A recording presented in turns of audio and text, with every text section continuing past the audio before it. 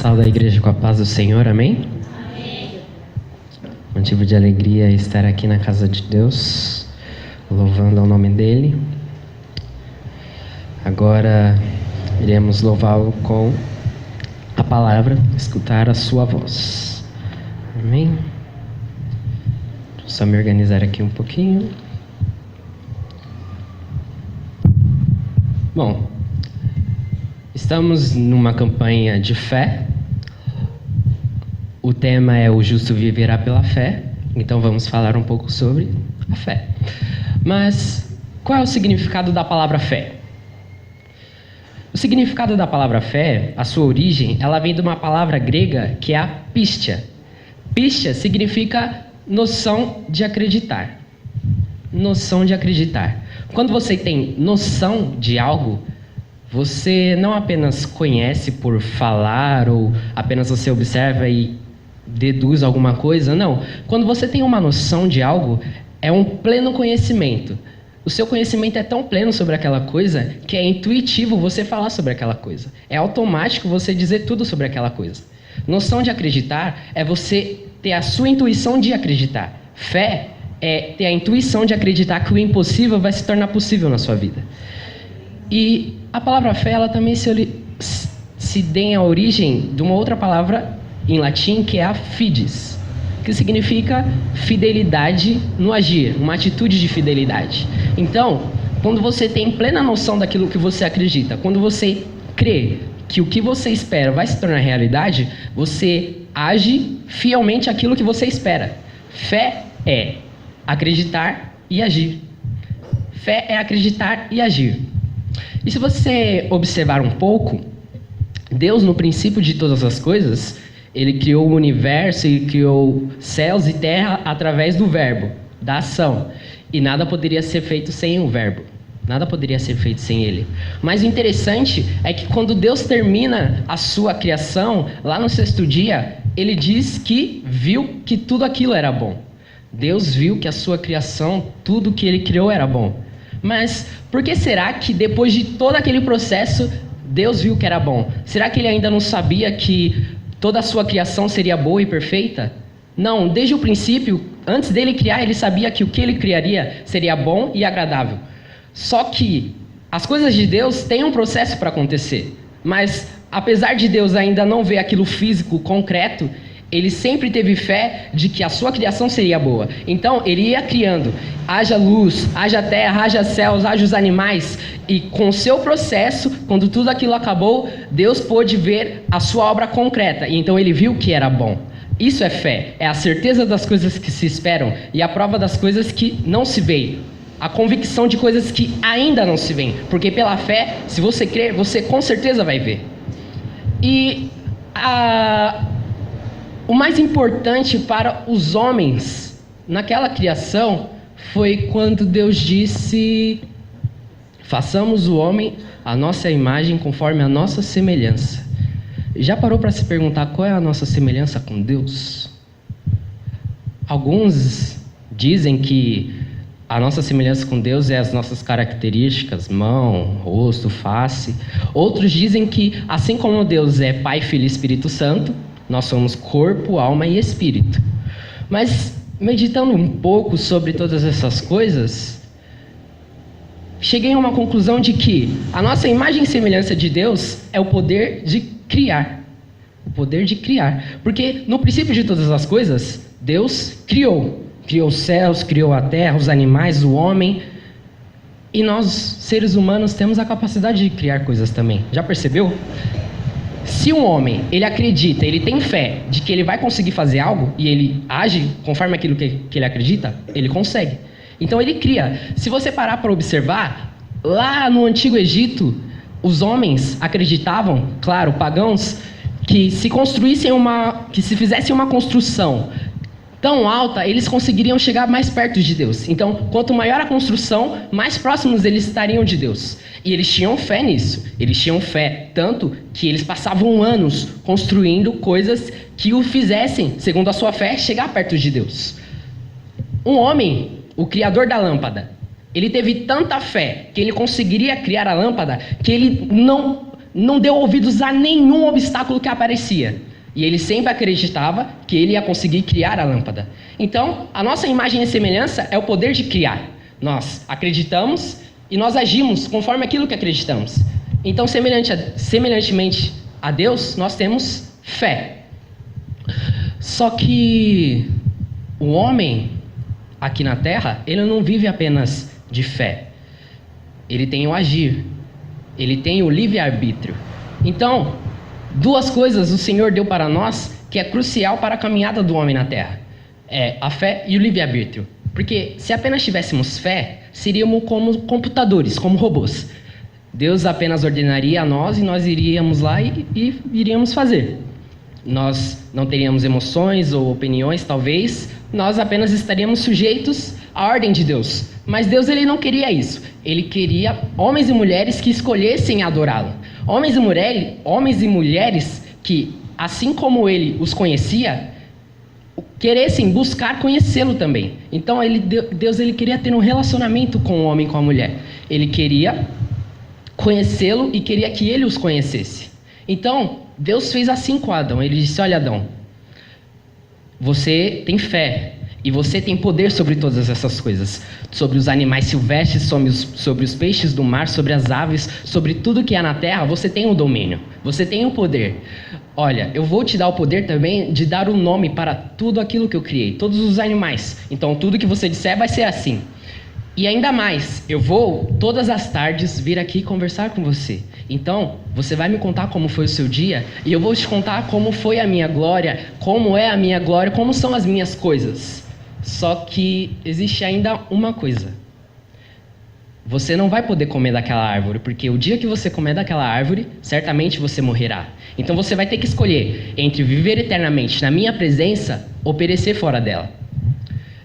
A realidade é que, para alcançar a plenitude de Deus nas nossas vidas, a gente não precisa apenas de fé, mas a gente precisa de sabedoria para saber escolher os caminhos de Deus para nós.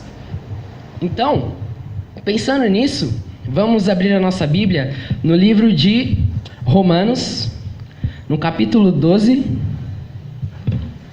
Romanos 12. No versículo 2. Apenas na parte B. Romanos 12, versículo 2. Transformai-vos pela renovação da vossa mente, para que experimenteis qual seja a boa, agradável e perfeita vontade de Deus. Aqui o versículo é muito claro. Temos que nos transformar para a renovação da nossa mente, para que experimentemos qual seja a boa, agradável e perfeita vontade de Deus. Então, não existe um guia para saber como é que Deus irá tratar na nossa vida em cada área, ou como Ele irá tratar com cada irmão. Não podemos saber quais são as maneiras de Deus tratar. Sabemos que são muitas, mas a única coisa que nós sabemos é que a vontade dEle é boa, agradável e perfeita para nós. Mas para que nós experimentamos essa boa vontade de Deus, é preciso que nos transformamos para a renovação da nossa mente. Porque na nossa capacidade humana, a gente acredita muito que nós sabemos os nossos caminhos.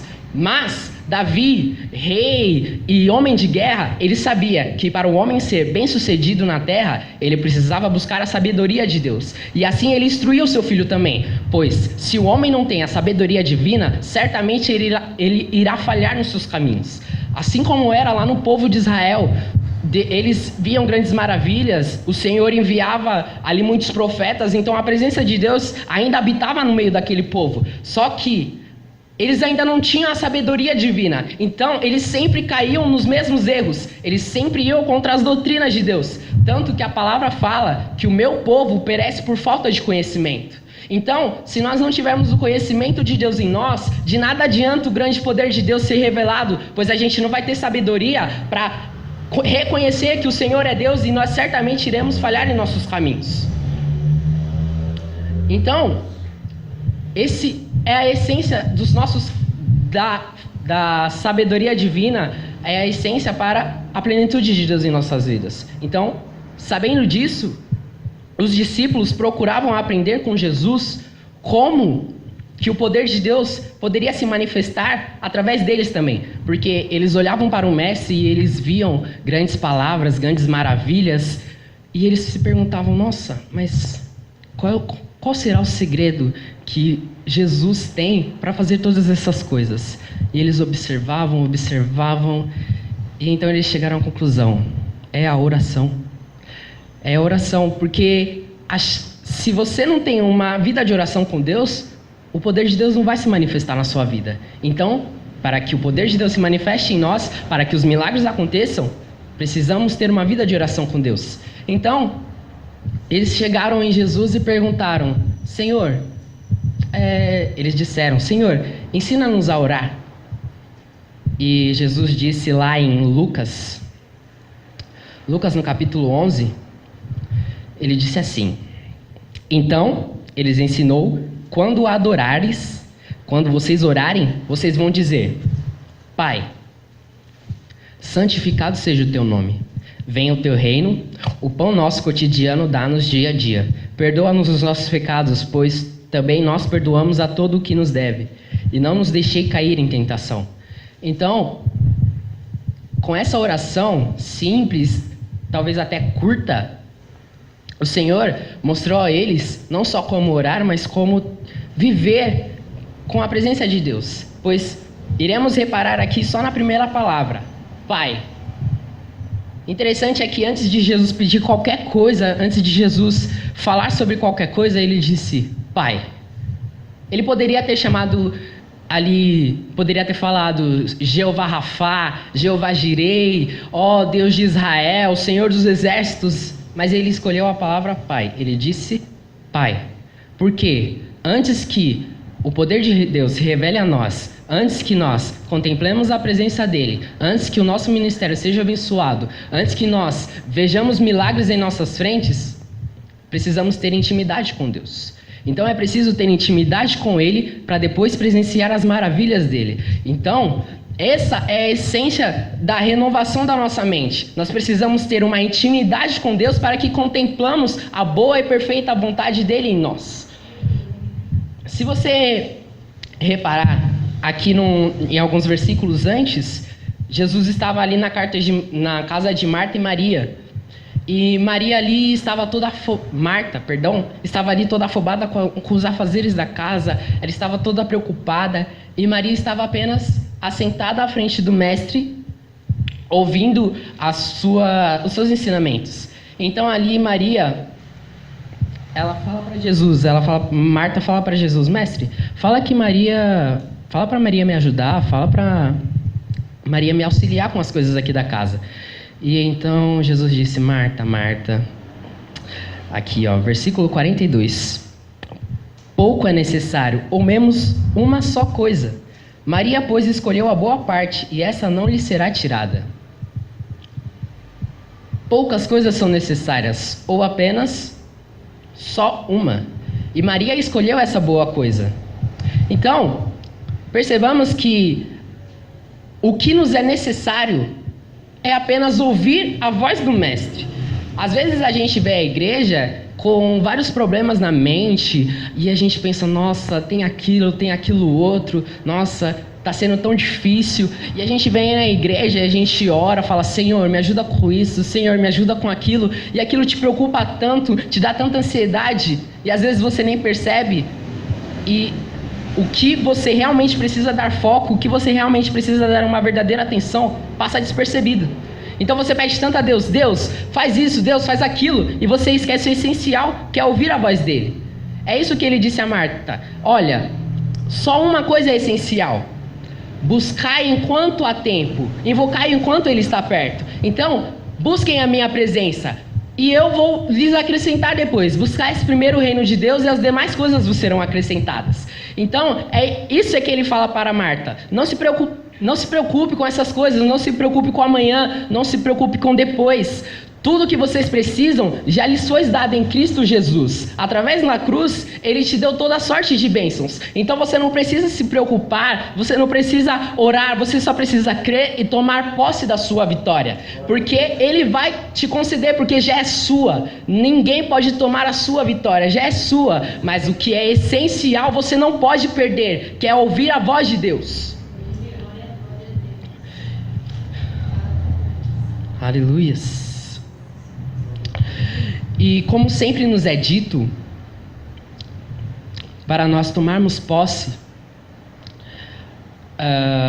eu estava pensando, meditando um pouco sobre o que um dia aqui o nosso irmão Robson trouxe, que às vezes nós estamos no barco e nós ouvimos a voz de Deus e a gente coloca os 2 pés na água, mas depois a gente volta para o barco de novo. Às vezes é assim, a gente vem na casa de Deus, a gente ouve a voz dele e então a gente se enche de fé. Mas aí vem uma dificuldade qualquer e a gente volta para dentro do barco. A gente dá 2 passos de fé e depois volta mais um pouco. Por quê? Por quê? Sabe? Por que se preocupar com todas as preocupações? Por que andar ansioso com todas essas coisas? Jesus, quando ele estava no barco com seus discípulos e sobreveio uma grande tempestade, Jesus ele estava dormindo, ele estava calmo e os discípulos desesperados, eles chamavam o mestre e falavam: Senhor, a gente vai perecer, Senhor, ajuda. Às vezes a gente é assim, né? Vem o problema, aí a gente fala: não, vamos ter fé, vamos ser espiritual. Senhor, pelo amor de Deus, me ajuda, Senhor, pelo amor de Deus. Só que não é isso que Jesus espera da gente.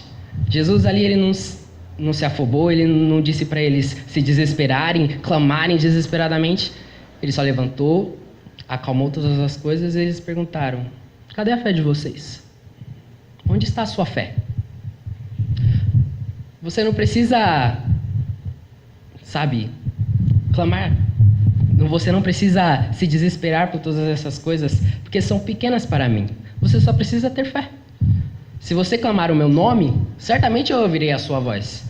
E eu vou fazer com que tudo se abra em seu caminho, que o mar se acalme, que os ventos cessem. Você só precisa ter fé. Fé e ouvir a minha voz. É isso que Deus quer de nós. Não apenas uma fé genuína, não apenas uma fé que possa dizer ao montes: levantem-se e se joguem para outros cantos, mas Ele quer que busquemos a presença dEle, que renovamos a nossa mente, para que experimentemos a boa vontade dEle. Mas já parou para se perguntar, eu já me perguntei isso, porque às vezes a gente vem na casa de Deus, a gente ouve a palavra, mas depois parece que tudo sumiu, parece que as coisas acabaram, parece que a palavra se foi da nossa mente. E então me veio a parábola do semeador. O semeador que sai a semear. E ali ele joga várias sementes em vários tipos de terra. Só que em alguns tipos de terra, ali dá um fruto. Só que em outros não. Se você pegar uma ótima semente, e jogar ela numa terra que não é fértil, ela vai dar frutos? Nunca. Agora, se você jogar, não precisa ser a melhor semente, mas uma semente simples, e você jogar numa terra muito fértil, ela vai dar frutos. Não adianta a gente procurar a melhor palavra ou o melhor ensinamento se a nossa terra fértil ela não está bem cultivada. Não adianta a gente querer tantas revelações, não adianta a gente querer que Deus rasgue o céu e fale cara a cara com a gente se a gente não está preparado para ouvir a voz dele. Então, para que a gente cultive o melhor de Deus, é preciso primeiro preparar o nosso coração. É preciso primeiro dizer: Senhor, eu vou à sua casa para ouvir a tua voz. Que eu realmente venha guardar a tua palavra do meu coração para que ela nunca escape e que eu não venha pecar contra ti, que eu não venha apenas ouvir e contemplar a sua palavra e que eu não venha somente viver a minha vida de maneira com que a minha fé seja morta, pois é o que Tiago diz, que vocês não sejam apenas contempladores, mas praticantes do que o Deus diz a vocês. Então, é necessário preparar o coração para ouvir a voz de Deus, e aí sim a sua mente será renovada e você vai contemplar a boa vontade de Deus. E é isso que o Senhor espera de nós, que venhamos preparar os nossos corações para tudo aquilo que Ele tem para nós, para tudo a boa, perfeita e agradável vontade de Deus. O horário já está meio avançado, então iremos parar por aqui. Espero que essa mensagem rápida tenha falado ao seu coração. Amém?